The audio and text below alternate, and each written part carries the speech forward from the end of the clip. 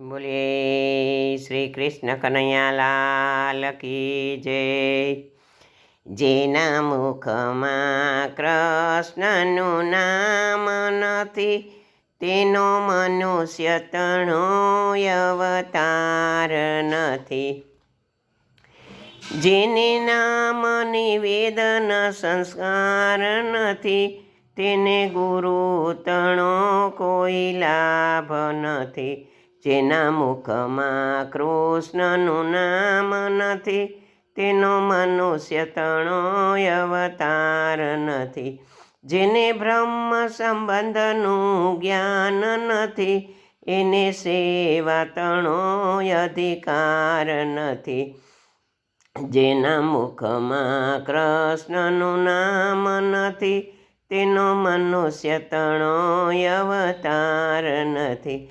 જેની ભાગવત કથામાં ધ્યાન નથી, તેના દિલમાં દીનતાનું સ્થાન નથી. તેના દિલમાં દીનતાનું સ્થાન નથી.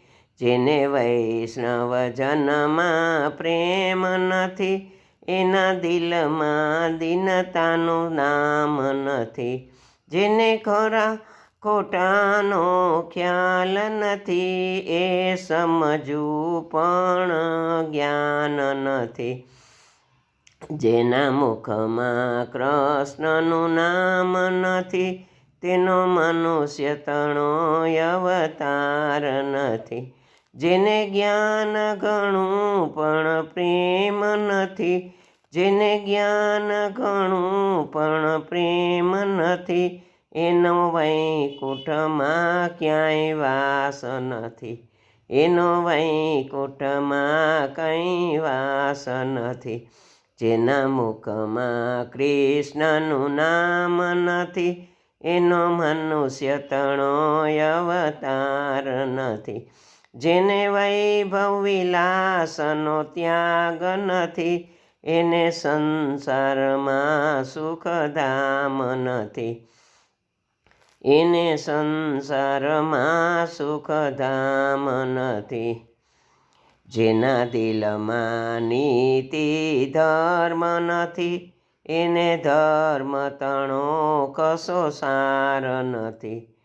જેને વૈભવ વિલાસનો ત્યાગ નથી, એને સંસારમાં સુખધામ નથી.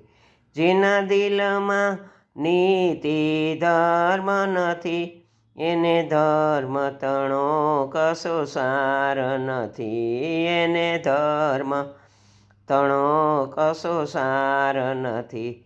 જેને અન્નાશ્રયનો કોઈ બાધ નથી, તેનો સત્સંગમાં અવકાશ નથી. જેના અંતરમાં આરામ નથી, તેને વલ્લભ નામ વિશ્રામ નથી. જેને અંતરમાં આરામ નથી, એને વલ્લભ નામ વિશ્રામ નથી.